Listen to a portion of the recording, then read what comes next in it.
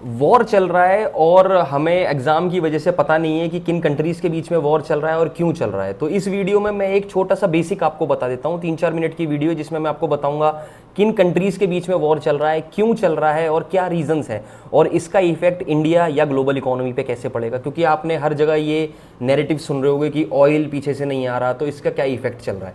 देखो, वॉर जो चल रहा है वो बेसिकली ईरान, इजराइल और यूएस के बीच में चल रहा है। ईरान जो है सबसे पहले अपने आप को न्यूक्लियर प्रोटेक्ट करना चाहता है, लेकिन इजराइल और यूएस उसको सपोर्ट नहीं कर रहे हैं, क्योंकि वो कहते हैं कि अगर ईरान न्यूक्लियर पावर बन गया तो वो इसका गलत इस्तेमाल कर सकता है इन कमिंग डेज।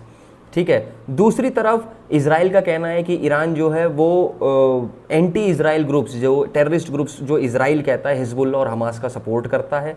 और यूएस का जो इसमें प्रॉफिट दिखता है वो ये है कि ईरान के पास सबसे ज़्यादा ऑयल रिजर्व्स है। ईरान के पास वर्ल्ड के 3rd लार्जेस्ट ऑयल रिजर्व है वेनेजुएला और सऊदी अरेबिया के बाद। तो यूएस को अपना मेन प्रॉफिट ईरान में ये दिख रहा है, इसलिए वो इजराइल का फुल सपोर्ट कर रहा है, और जिसकी वजह से उनके वहाँ पे काफ़ी बमबारी, मिसाइल आप सुन ही रहे होगे, ये सब चल रहा है। अब इस सब वॉर के बीच में हुआ क्या है कि एक ऑयल पैसेज था, सी पैसेज था, जहाँ से ऑयल आता था। पूरे देश का 20-30% और इंडिया का भी 30-40% जो ऑयल आता था वो उसी पैसेज के थ्रू आता था, और ईरान से भी आता था, जिस पैसेज का नाम है स्ट्रेट ऑफ हार्मोज। मैं यहाँ पे एक फोटो दिखा रहा हूँ आपको, ये है स्ट्रेट ऑफ हार्मोज, जहाँ से ऑलमोस्ट वर्ल्ड का 20-30% ऑयल जाता है। ईरान ने इसको ब्लॉक कर दिया और ईरान ने ये वार्निंग दी है कि कोई भी ऑयल टैंकर या कोई भी शिप अगर यहाँ से जाएगी तो हम उसको उड़ा देंगे। ठीक है, जिसकी वजह से काफ़ी पैनिक क्रिएट है और ऑयल की सप्लाई पीछे से बंद हो गई। अब जब ऑयल की सप्लाई पीछे से बंद हो गई है तो सीधी सी बात है, देश के पास ऑयल की शॉर्टेज होने वाली है, और इसका इफेक्ट कहीं ना कहीं इंडिया पे भी होगा। अब इंडिया पे सबसे ज़्यादा जो ऑयल को रिफाइन होकर प्रोडक्शन होती है वो एलपीजी की होती है। ठीक है, अब जो एलपीजी है वो कमर्शियल और डोमेस्टिक में यूज़ होती है। तो अब जब पीछे से ही ऑयल नहीं आएगा तो सीधी सी बात है, रिफाइन के टाइम पे एलपीजी नहीं बन पाएगी, पेट्रोल नहीं बन पाएगा, डीजल नहीं बन पाएगा, और भी ऐसे प्रोडक्ट जो उस क्रूड ऑयल से बनते हैं वो नहीं बन पाएंगे, जिसकी वजह से हमारे यहाँ पे आपको छोटा सा एक इन्फ्लेशन देखने को मिल ही रहा है अभी, और आने वाले टाइम में वो बढ़ भी सकता है। जैसे एलपीजी के रेट्स बढ़ना, टिकट प्राइसेस का हाई होना, और आने वाले टाइम में पेट्रोल डीजल के रेट भी बढ़ सकते हैं।